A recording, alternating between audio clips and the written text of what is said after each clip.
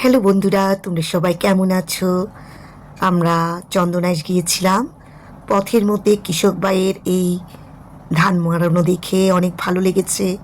আমরা আসলে যারা শহরে থাকি, ধান কিভাবে কৃষকরা মাড়ায় সেটা আমরা জানি না।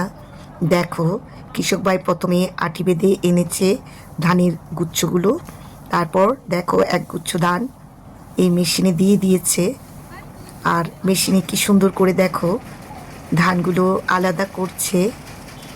আর ধানের যে আগাছাগুলো রয়েছে দেখো সেগুলো কিভাবে বের করে দিচ্ছে মেশিনের মাধ্যমে। তো আমার খুব ভালো লেগেছে।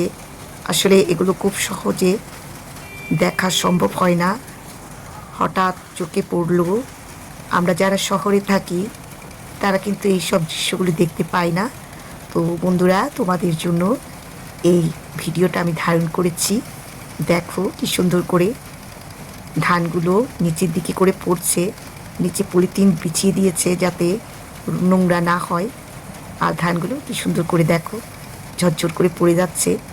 আগে মানুষের কত কষ্ট হতো, মেশিনের মাধ্যমে যান্ত্রিক ব্যবস্থার কারণে মানুষ এখন অনেক আনন্দ সহকারে ধান মাড়াই করে। আর এই যান্ত্রিক ব্যবস্থা কৃষক ভাইদের একটু আরামও দিয়েছে। কাঠফাটা রোদে কৃষক ভাইদের মনে এত আনন্দ, কাজের পরেও দেখে মনটা জুড়িয়ে গেল। আসলে এরাই সুখী মানুষ। এত পরিশ্রমের পরেও কৃষক ভাইদের মুখে এই তৃপ্তির হাসি কতই না চমৎকার। দেখো বন্ধুরা।